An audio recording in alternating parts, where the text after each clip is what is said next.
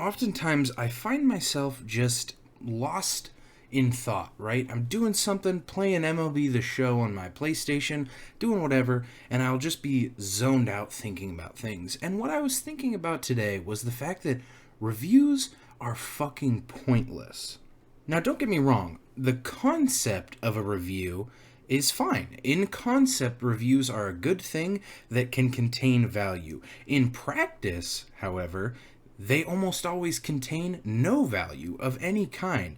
And specifically, I have the most issue with written reviews and number-only reviews. Think something like how many stars out of 5 or 0 out of 10. Those are the two big things that I really, truly cannot stand. Brief tangent, but something I've been doing recently just for fun is going back and watching movies from when I was a lot younger that I remember liking a lot as a young lad, a strapping young lad, and I've been watching them. I've been basically binge watching movies from my youth, and it all stemmed from I was actually watching a video, and the people in the video said about the Blade movies that, oh, everyone knows the Blade movies suck ass, and I was like, what the heck? I don't remember that, and that's what started this whole journey, right? And one of the movies that I wanted to watch was Taken. I always remember Taken as very just a fun action movie to watch, and I really liked Liam Neeson in it. And so I decided to watch Taken. However, I did not own Taken at the time, so I looked up, Taken streaming to see where I could stream it, and I ended up, for some reason, clicking on the Rotten Tomatoes page for Taken. I honestly don't know what compelled me to do it, because I've almost always held the belief that reviews are completely pointless, even crowdsourced reviews. In fact, they might even be more pointless. But I clicked on the Rotten Tomatoes page, and I ended up seeing 2 reviews, literally one after the other, that were such perfect examples of why I think reviews are pointless that I was like, shit. That's going in the video. Now, you have to understand my stance on reviews, I think. So, like I said, I think that reviews can have value. That being said, in order for a review to be useful, the person that you are getting the review from, you need to know a lot about them, right? Like, if someone makes review videos, they can't just make review videos. They need to make other content. You need to be able to learn more about their tastes, so that way you can understand where they're coming from, right? You need to be able to establish a relationship with the reviewer.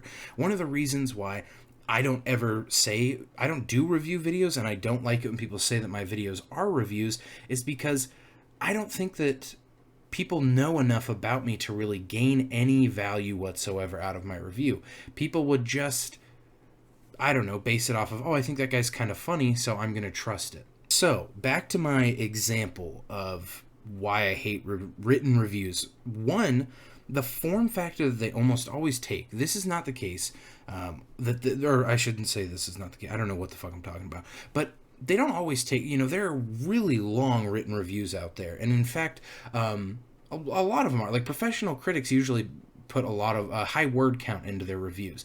That being said, the majority of people do not read that shit. They read the 1-paragraph reviews that always pop up everywhere. It's always 1 paragraph. In fact, a lot of the time, it's 1 single sentence. That's all you get. And they are so much there's so much bloated nonsense in them. They use so many words and convey so little information that it actually seems like reviewers are playing a weird practical joke on people, because they have insanely high word counts, and yet they say fuck all. On top of that, a lot of times you will have it's almost like a pull quote, right? On a movie box.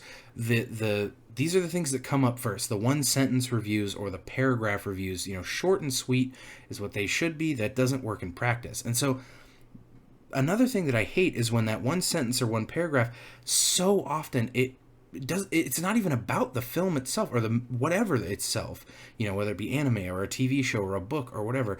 Oftentimes it's just talking about like the production of the movie, which, why the fuck would I care about that, you idiot? And so anyways, back to the Rotten Tomatoes example I said I had for you guys.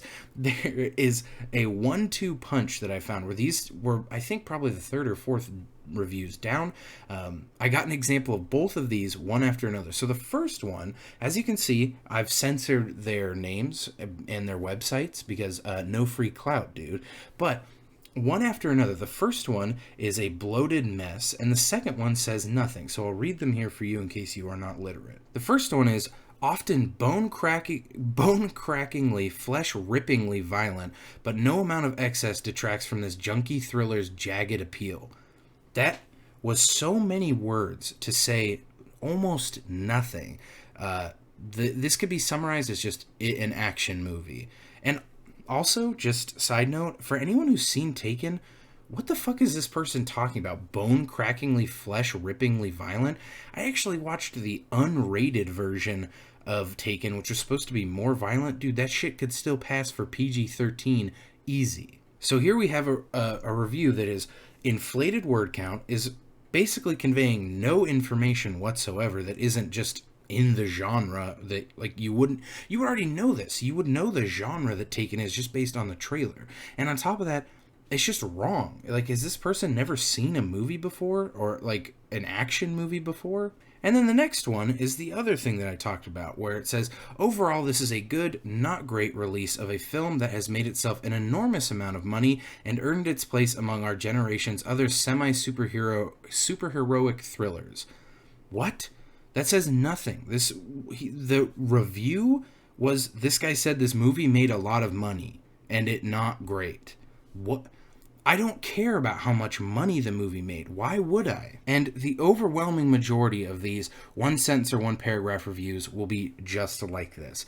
Now, I think that there are some decent reviewers out there, and specifically I think video reviews are the most useful, but again, you can't just look up a review. Like, that's the biggest problem. I think it's how people think of reviews. They think, oh, I want to see, what even is a movie in theaters right now?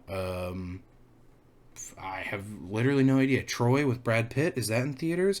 They say, oh, I want to look up a review of Troy to see if it's good. But why would, you're just looking up a random person. You don't know anything about them. So why would you trust anything they say? Their words should mean jack fuck to you. You actually, no exaggeration, you need a relationship that spans like years to trust reviews from people. That's why you can probably trust reviews from your friends, because you know their tastes and you know them. So that's why I don't make reviews. I don't make reviews, and I really don't like it when people call my videos reviews. I'm considering blacklisting the word review from my channel entirely, but I won't do it yet because that seems like a bitch-made move. Either way, that's it for this video. Thank you guys for watching. Don't ever read reviews or look at blank out of 5 stars or blank out of 10. It's all worthless information. You don't need it. Normally, there would be a featured comment at the end of the video, but I'm actually going to be recording a few videos in advance, and they'll be scheduled uploaded because I'm going in for surgery here shortly, and while I'm recuperating, while I'm recovering, I won't be making videos, but to make up for that, I will be responding to every single comment I get on new videos because I'll have the time to, because one of my fucking legs won't be working.